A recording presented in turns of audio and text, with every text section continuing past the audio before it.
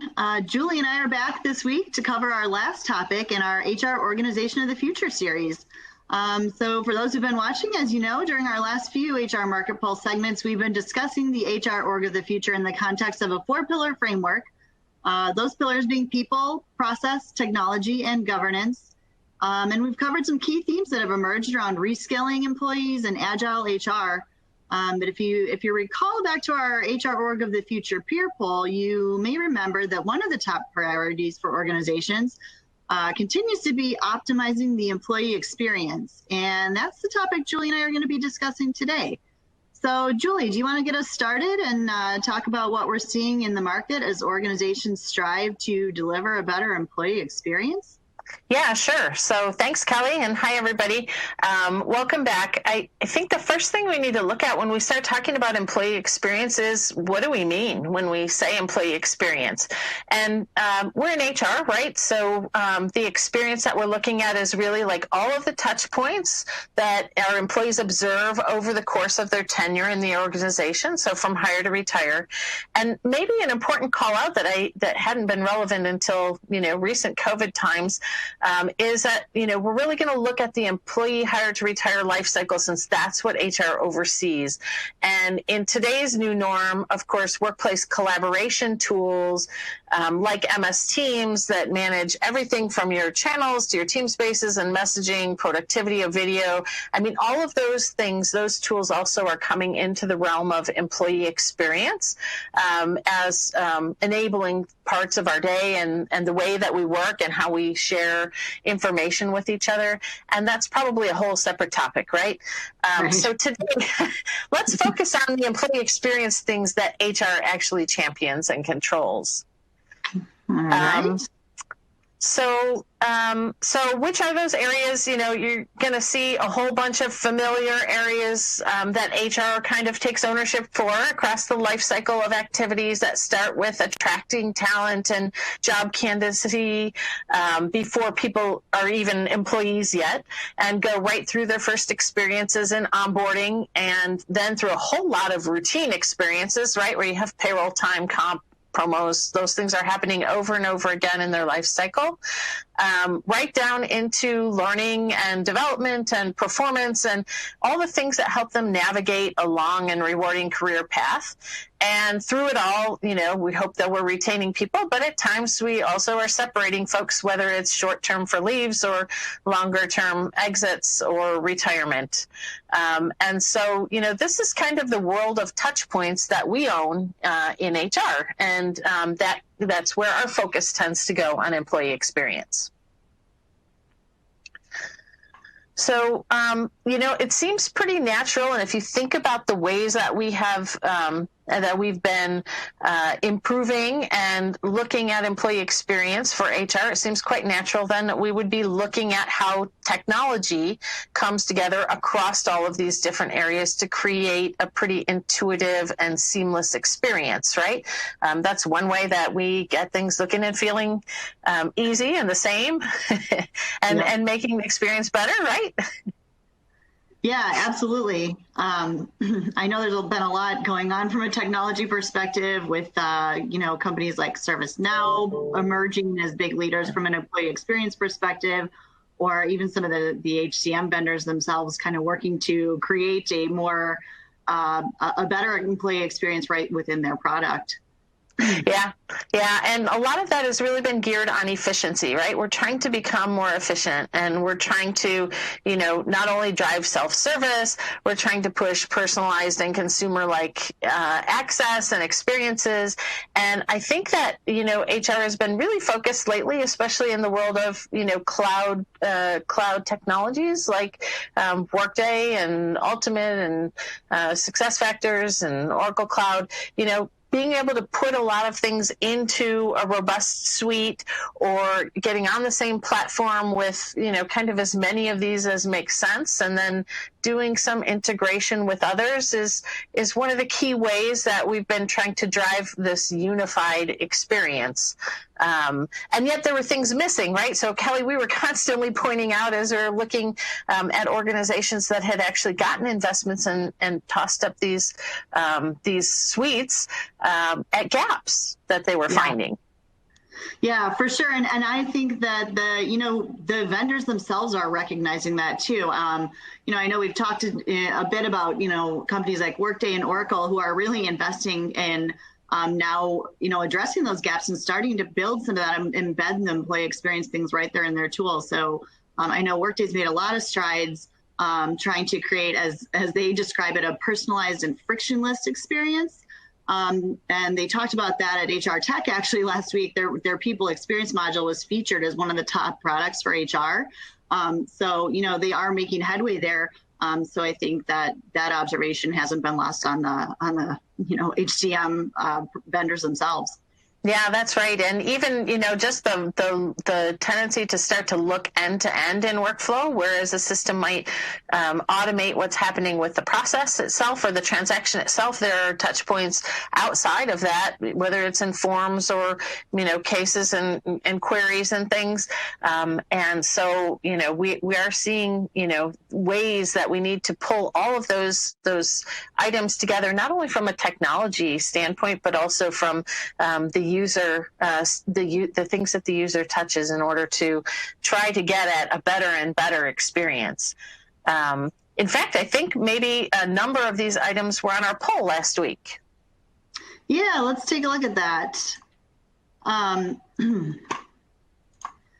So we did ask last week, about what will companies most focus on to improve the employee and manager experience. And, as we were just talking about, some of the end-to-end workflow and automation came up as a clear leader here. So, companies are definitely trying to work that piece to deliver a better employee experience. Other than kind of next in line, there are the embedded content and training. And so, again, trying to embed things right there in the tool and make it easier, and features, apps, and RPA. So definitely seen, RPA and automation to that degree as well. Robust channels of access came in as our last one, but I think it's, an important one as well. Yeah, and I'm betting that some of that is because there's been so much focus on self-service or direct access lately that that's become table stakes for some organizations. It was a big hurdle or a big challenge, and many have actually figured out how to begin to serve up more things through alternative channels. And now I think you hear the buzzword omni-channel, right? The idea that you have to be able to have that experience from, wherever you are, you want it to just be right there at your disposal and look and feel kind of the same and make sense, right? Yeah. Especially now we can't, people are, we aren't assuming they're in the office anymore. And so the channels have to get different and more creative, I think. Yeah, so interesting in the priorities and where folks put those in our poll. We have a couple of things that we thought we might call out here on the right-hand side of the slide, and the difference really with employee engagement versus employee experience. I see a lot of conferences, a lot of folks kind of talking about what the difference there is, and seems like many are settling on the idea that the employee experience is just a lot of touch points along the way, whereas engagement then is kind of the end result, maybe the means to the end, right? It's measured periodically, whereas experience is just happening all the time. And so it actually, also calls our attention out to how we look at, or how do we even observe or know if we're creating good employee experience.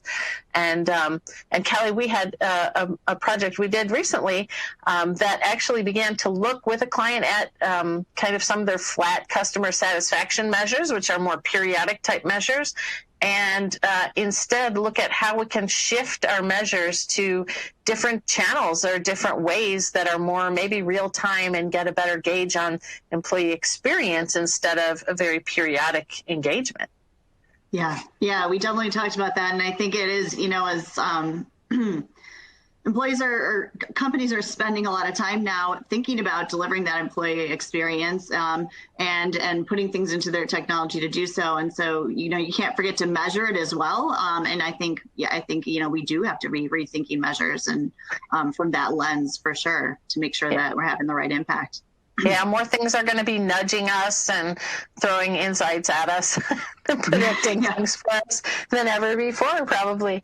And the reason that that matters is really that there's a big decision, it contributes to every employee's decision to stay where they're at or to go to a former employer, to, refer in other high talent individuals. And I just thought I'd share a couple of market stats that I found as I was thinking about this session that struck me. The first was, I was looking at a Deloitte study on millennials, and this is a demographic that's known for job hopping, right? And they found that 6 in 10 said that the way that their employers acted and the actions they took during the pandemic actually made them want to stay where they are for a longer term. And I thought, wow, if this is a demographic that's known to, a year or two in, and they're hopping all over the place, and the experiences that they're having can actually change how they feel about staying and having a longer career with a firm, which is amazing. Yeah, that's, a real mindset shift for sure. And I think it just kind of goes to show how you can make a real impact, if you can deliver the right employee experience in retaining talent, so it's a great connection there for sure. That's right. Well, I put a couple of the other interesting market stats here across the bottom. I thought it was interesting in Josh Berson's keynote at HR Tech, 40% of workers today are in a new job or have a new boss. That's just a tremendous amount of change. And then the Gallup poll that I was looking at said, that the manager alone, just the manager and the way that they interact with their team accounts for 70% of the variance in how engaged a team feels. And so, there's some variables here that are, that just have a real big impact on how employees experience their work today. Yeah, for sure.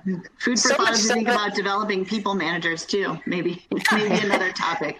For sure. Yeah. Well, let's close this out here with just a little bit of a look, as the world shifts from designing for efficiency and tackling those efficiency challenges to looking at designing for resilience and agility.